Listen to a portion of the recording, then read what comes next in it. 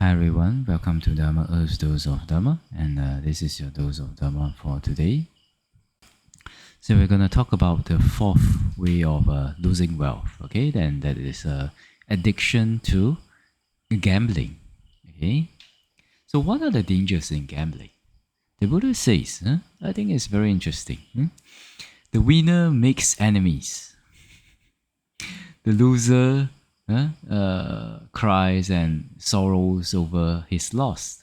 Okay, and one wastes one's present wealth. Okay, and the next one, and the next danger is one's words is not trusted in any assembly. One is despised by one's friends and companions. One is not in demand for marriage. And why is that so? Because a gambler cannot afford to maintain a wife. Okay, so these are the few dangers that a gambler may face. So let us look at what the commentary has to say. It's pretty interesting, huh? So fostering enmity through victory. Who will think? Usually, we will not think that victory will foster enmity, right? But in this case, it is. It will, because the winner thinks, "Oh, I have won," and then he takes somebody's properties in the assembly. So the other party, they feel humiliated, and they may make angry statements like, "You insulted me in the assembly. I'll teach you a lesson in the future," like this. So therefore, the victor creates enmity by defeating others, like that. Huh? And the next one is when he's defeated by others and then loses his property.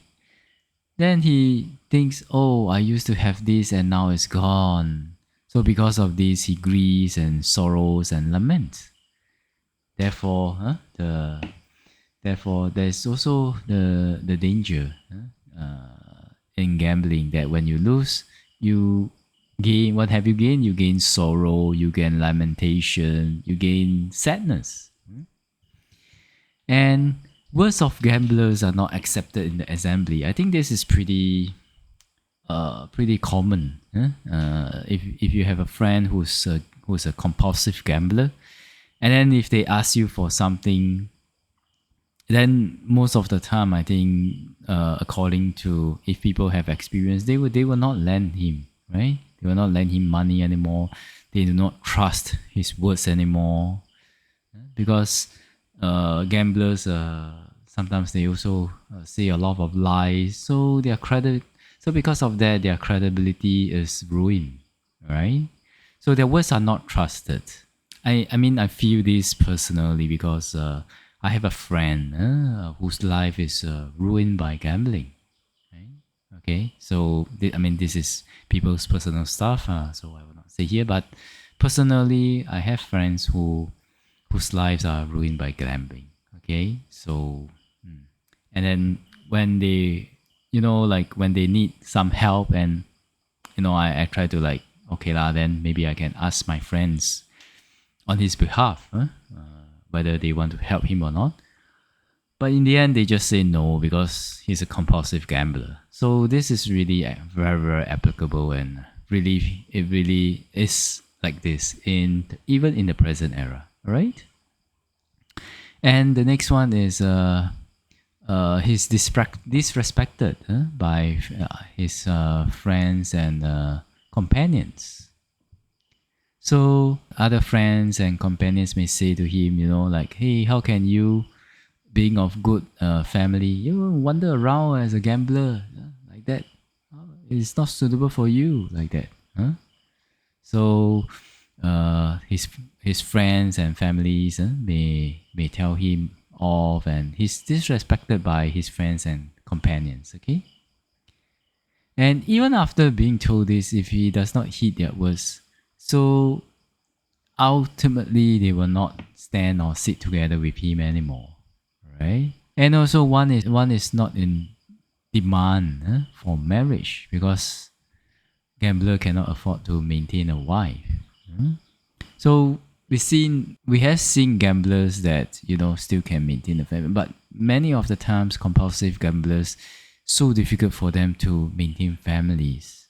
Okay, so that is why they even if a woman gets married to a compulsive gambler, or man gets married to a compulsive, or a man gets a compulsive gambler as his wife. So many of the times, the girl who, the non-compulsive spouse, may have to support the family with their own, with their own finance and with support from their own families.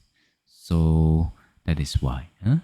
But ultimately, I think that we should have compassion for compulsive gamblers, or even not to say that we're saying this from a moral high ground. Sometimes they may not be the ones who want to do it, but maybe because of circumstances, then they fall into this addiction, and then life becomes bad for them, and they fall into all these dangers.